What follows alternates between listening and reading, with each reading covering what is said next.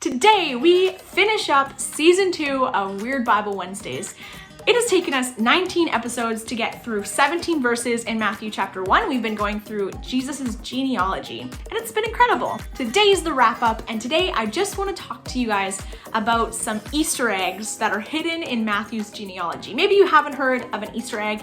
Basically, it's a secret message or an image or something hidden within usually a video game or a movie or something like that. Today we're talking about hidden messages in Matthew's genealogy. If you've joined us at all this season, you will know that there are many Easter eggs hidden in Matthew's genealogy.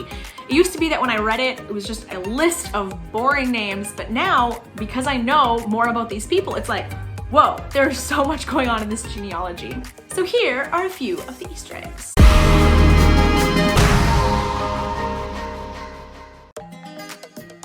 Number 1, the gospel is for everyone. Anyone reading Matthew's genealogy would have to face the fact that there are several Gentiles who married into this family line, and he did something different. He mentioned a bunch of women by name, which is something they didn't typically do at the time. And this is because the gospel is for everyone. Numero dos, there are significant numbers. Matthew makes sure to point out that there are 3 groups of 14 generations from Abraham to Jesus. And there's quite a few theories as to why this is significant, but my favorite one personally is this. 3 groups of 14 means that there are 6 groups of 7. Tracking with me so far? In the Bible, you gotta know that 7 is pretty much God's favorite number. It signifies completion or perfection, and 6 is the number of humanity. It is signifying weakness and humanness. It was on the 6th day that humans were created, and on the 7th day, God rested because his work was complete. Under Levitical law, a slave could only be a slave for 6 years, and on the 7th year, a slave was to be set free. So even in the way that Matthew stylized his genealogy, he said there were 6 sevens before Jesus, which means that Jesus was the 7th 7. He is complete, he is perfect, he has come so that we can all have rest. He makes all of our human weakness complete and perfect. Number 3, God works in spite of scandals. Matthew's genealogy brings up a lot of uncomfortable subject matter. There's a man who slept with his son's wife. There's a king who slept with somebody else's wife and then murdered that guy to keep it all quiet. There's a prostitute who married into a Jewish family and had kids. There's a Moabite who is one of the Jewish people's sworn enemies who married into this family and had kids. All of this is to prove that God is not afraid of our scandals. God does not disqualify you because you are broken or messed up or because you've been dealt a bad hand in life. God loves you. And Matthew's genealogy shows us that in spite of our brokenness, God is working. 4. Christianity is a fulfillment of Judaism, not a new religion. Luke, when he started his genealogy, he started with Adam, whereas Matthew starts with Abraham, the father of the Jewish nation. And so it makes sense that after the Old Testament, all the Jewish writing, that we start the New Testament with the words, "This is the genealogy of Jesus, the Messiah, the son of David, son of Abraham." Jesus didn't come to just start something new. He came to fulfill the old. 5. This is probably the most exciting one for me.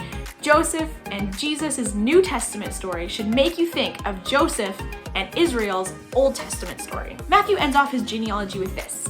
Jacob was the father of Joseph, the husband of Mary, and Mary was the mother of Jesus, who is also called the Messiah. If you know your Old Testament, Jacob, the father of Joseph, should unlock another Easter egg in your mind, because in the Old Testament, there was a man named Joseph whose father was also named Jacob.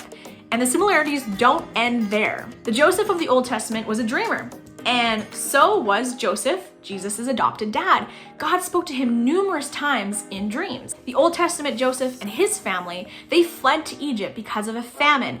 And Matthew's gospel is, interestingly, the only gospel that mentions the fact that Joseph and Mary and Jesus, they fled to Egypt in fear for their own lives. The parallels in Matthew continue, not only with Joseph, but also with retelling the story of the nation of Israel. The next major event in Israel's history was Pharaoh, the evil king who tried to kill all the baby boys. Well, Matthew's gospel is the only gospel to mention that there was a king, Herod, evil King Herod, who tried to kill all the baby boys 2 and under in Bethlehem. Later, God saved the people of Israel out of slavery and brought them through the waters of the Red Sea. And then they faced 40 years of testing in the wilderness.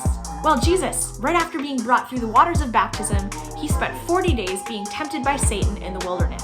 And just like Moses ascended onto a mountain and received the law and preached it to the people, Jesus ascended onto a mountain and gave the Sermon on the Mount, where he showed how people in his kingdom was going to live. Another fun fact is Matthew separates Jesus' speeches into 5 discourses, which makes you kind of think about Moses because he wrote 5 different books. He wrote the first 5 books of the Bible. I just think this is all so cool. I hope that these videos have helped you realize that the weird and wacky stories of the Old Testament are still relevant to us and to the New Testament. I was talking to my mom the other day and she made mention, man, I've been reading these for 40 years and yet I'm still learning stuff from the Bible. The Bible, it's unlike any other book. The more you read it, the more Easter eggs you are going to find. So this brings us to a close of Weird Bible Wednesdays. We'd love to hear from you if you've enjoyed this, maybe a different book of the Bible or a different passage that you'd like us to go through. But overall, it's been a really fun time. So thanks for tuning in and happy Wednesday, guys. See ya.